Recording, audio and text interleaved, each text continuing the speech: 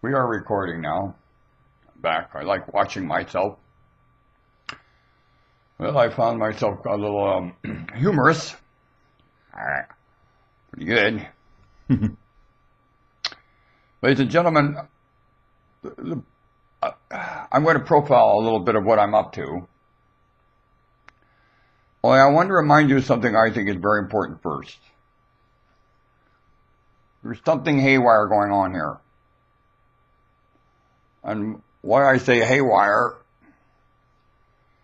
there's something getting the best of this planet unaware to it, as far as the most witful awareness is, and that's humans. Humans are able to match wit. Humans are a rudder on the surface of a ship. Humans are a wonderful idea and priceless, and not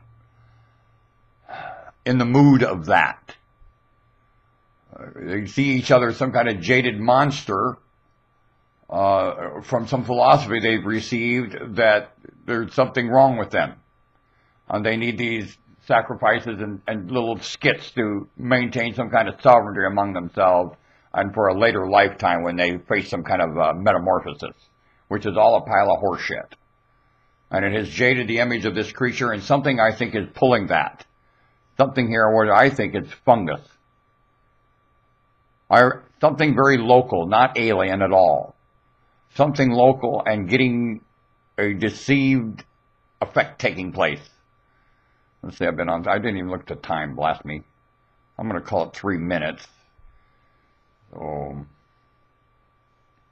okay. Do you understand me? It is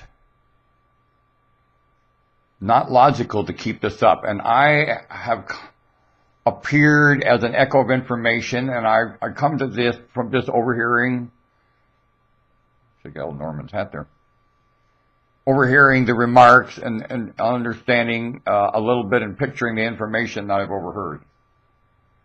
So because the traditional and official and certified sources are not remarking this vividly clear, how priceless are first. That's the first thing they're not telling you.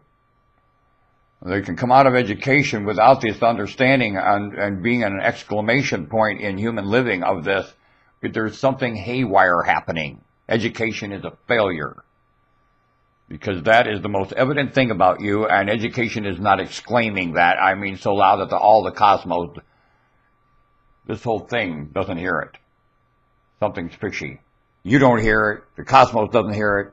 Nothing's hearing it. Then education is a failure, because that is the main issue bonding you together. And right now you have nothing pulling you together at all. You're not getting reminded of the mutual pricelessness of you at all. That doesn't make sense when that is the most obvious. And so I'm here to remark to the obvious, quite frankly. And I shall appear obnoxious. And that's my position. And because the opposite appearance of me walks around strutting with their little finger in the air, then I come across right different. And I'll tell you where this comes from. Genetics and DNA, as far as I'm concerned, this is a pre-written script built by your creator long before stars and planets. And it's just maturing. And I'm built, and if you follow my history, you can see exactly why everything going on with me is just vividly the way it is. I am vividly been prepared like old brother Saul, yea, King Saul. Well, I've been prepared the same. I'm about just as dumb. Want to bet? Yeah, just about my Uncle Saul, just about dumb. And he was the king of Israel, I'm the king of the Jews. Big difference, though. He just didn't back up far enough. He should have told Israel we're shutting her down. We're not going to, I don't worry about Goliath. I'll get out there and have a conversation with him. He's not that dumb. I'll get on his own level. Well, Saul could have probably just hit him in the shin with a damn, or he might have had a shin guard on. So you had to find out where, I don't understand how David hit Saul in the head and knocked him down with a stone when he didn't have a helmet. Must have been a really junky helmet. If David could get a stone in there and knock him down. Most guys wear a helmet. You couldn't hit them with a stone in their head if they tried in those days. Something fishy. Something fishy, always fishy.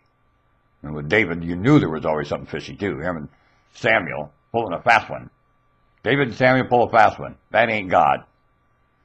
When things get pulled and a fast one happens, and you tell me God, baloney. The hands that let Daniel out of prison, human hands, not angel hands. No. No magic things take place here. Humans do it, or it doesn't get done.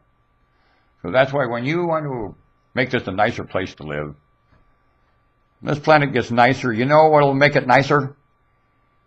Humans. Nothing mystic. No other description. None of these religious descriptions. Nothing supernatural coming from outside this place makes it nicer. Only things right here make it nicer, with the wit of humanity in their hands and putting their wits together with their ability to describe and phrase among each other. Man, this thing is an absolute immunity. It's an immunity. And nothing gets the best of it. Something is getting the best of this. That, you have to back up and remember a little more. When you do that, guess what's obvious? You're lovely and something's getting and deceiving humanity. So this act is here to represent obnoxious and to mock what's being said right now, and to mock the failure of things, and to try to remind you that this is an absence problem right now with this planet. It doesn't have a presence problem at all. The place is suffering absences of things, and they're right here among us, and they just have to be collected and experienced among ourselves. So I'm here to cause a little satire, rally my kind in some way or shape or form is what I'm about to do. To remind you of something mutual rather than grudge, to rally you around mutual things. And this grudge that's dividing you is accomplishing just that, division. It's sowing discord among brethren. I was called to do this. By the cry. And I was sent long before stars and planets were ever built. And I've done it before. And I overhear it in my DNA, and overhear it in my genetics. And someone in my line's called migration before, and I overhear it, and somehow I know exactly what to do. And you know exactly what to do, too. And I don't have to educate anybody. All I have to do is remind you, and the lights come on, and away you go. Want to bet? You don't need a leader. No, and you don't follow a leader either.